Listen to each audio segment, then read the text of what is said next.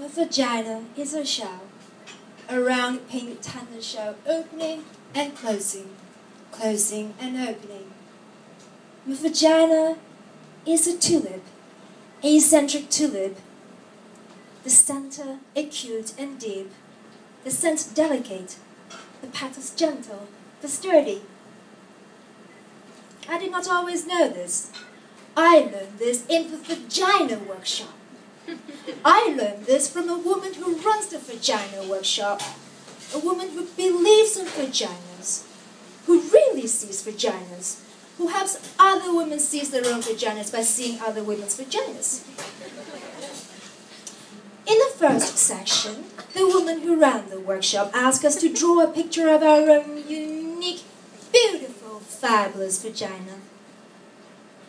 Well, that's what she called it. She wanted to know what our own unique, beautiful, fabulous vagina looked like to us. One woman who was pregnant drew a big red mouth with coins spilling out. Another very skinny woman drew a big serving plate with a kind of Devonshire pattern on it. I drew a huge black dot with little squiggly lines around it. The black dot was equal to a black hole in space, and the squiggly lines were people or things or just your basic atoms that got lost there. Yeah. I had always thought of my vagina as an anatomical vacuum, randomly sucking up particles and objects from the surrounding environment. I did not think of my vagina in biological or practical terms. I did not, for example, think of it as something attached to me. In the workshop, we were asked to look at our own vaginas with hand mirrors. And then after careful examination, we were to verbally report to the group what we saw. I must tell you that up until this point, everything I knew about vagina was based on hearsay or invention. Well, I had never really seen the thing. It had never occurred to me to look at it. My vagina existed for me on some abstract plane. It felt so reductive and awkward looking at it like we were in the workshop, on our shiny blue mats, with the hand mirrors. It reminded me on how the early astronomers must have felt with their primitive telescopes. I found it quite unsettling at first. Oh, my vagina. Like the first time you see a fish cut open and you discover this other bloody complex world inside right under the skin. It was so raw, so red, so fresh. And the thing that surprised me most was all the layers. Layers inside layers, opening into more layers. Oh, my vagina amazed me. I couldn't speak when it came to my turn in the workshop. I was speechless.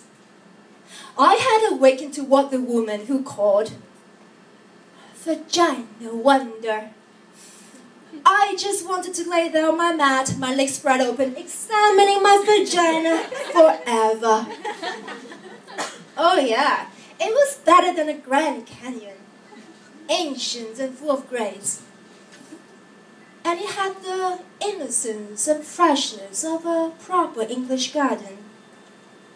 And it was funny, very funny. It made me laugh. It could hide and seek, open and close. Oh my God. And then the woman who ran the workshop asked, how many women in the workshop had orgasms? 2 women tentatively raised their hands. Me? Oh, I didn't raise my hand. Hey, but I had orgasms. I did. I didn't raise my hand because they were accidental orgasms. They happened to me. They happened in my dreams and will wake in splendor. They happen a lot in water, mostly in a bath, once in Cape Cod. Or they happen on horses and bicycles, sometimes on treadmill in the gym. I didn't raise my hand because although I had orgasms, I did not know how to make one happen. I thought it was a magical, mystical thing. I didn't want to interfere. It felt wrong, getting involved, contrived, manipulative. It felt Hollywood, and the surprise would be gone, and then the mystery. Well, the problem was, of course, the surprise had been gone in 2 years. I hadn't had a magical, accidental orgasm in a long time. And it was frantic. That's why I was in the Vagina Workshop. And then the moment had arrived that I both dreaded and longed for. The woman who ran the workshop asked us to take out the hammers again and see if we could locate our clitoris. And we were there, the group of us women, on our back, on our mats, searching for our spots, our locus, our reason. And I don't know why, but I started crying. Maybe it was sheer embarrassment.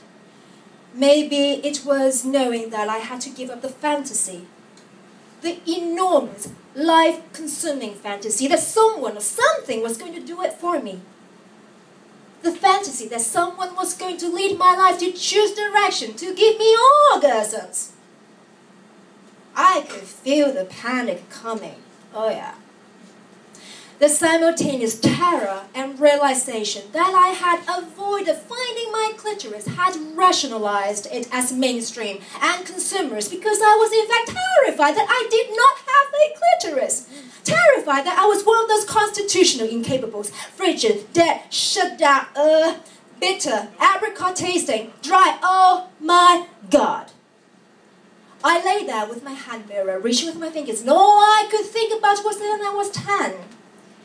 And I lost my gold ring with emeralds in the lake, and how I kept diving over and over to the bottom of the lake, running my hands over stones and fish and bottle caps and slimy stuff, but never my ring.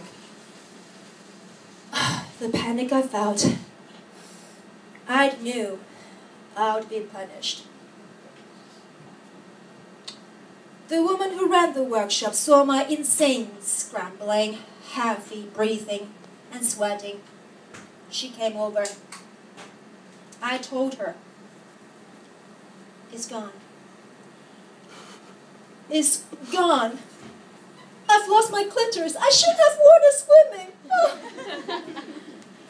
The woman who ran the workshop laughed. She calmly stroked my forehead. She said, my clitoris was not something I could lose. It was me, she said, the essence of me. It was both the doorbell to the house and the house itself.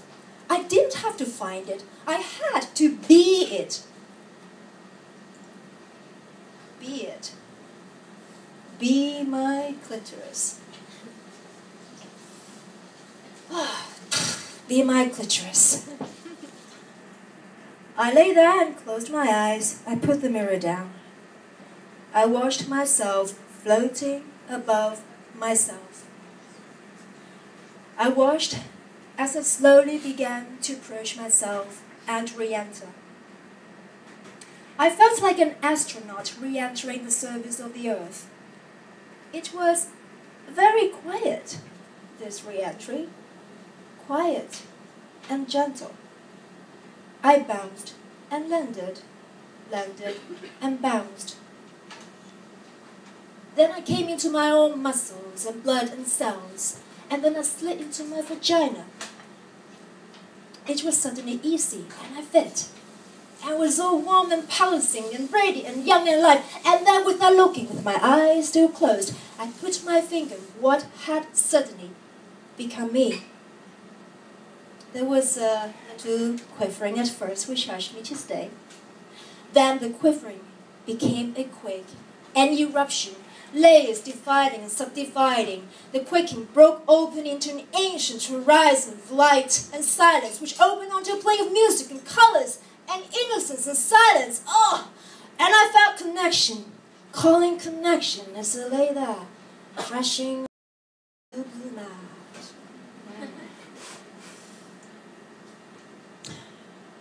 My vagina is a shell, a tulip, and a destiny. I am arriving as I am beginning to leave. My vagina, me.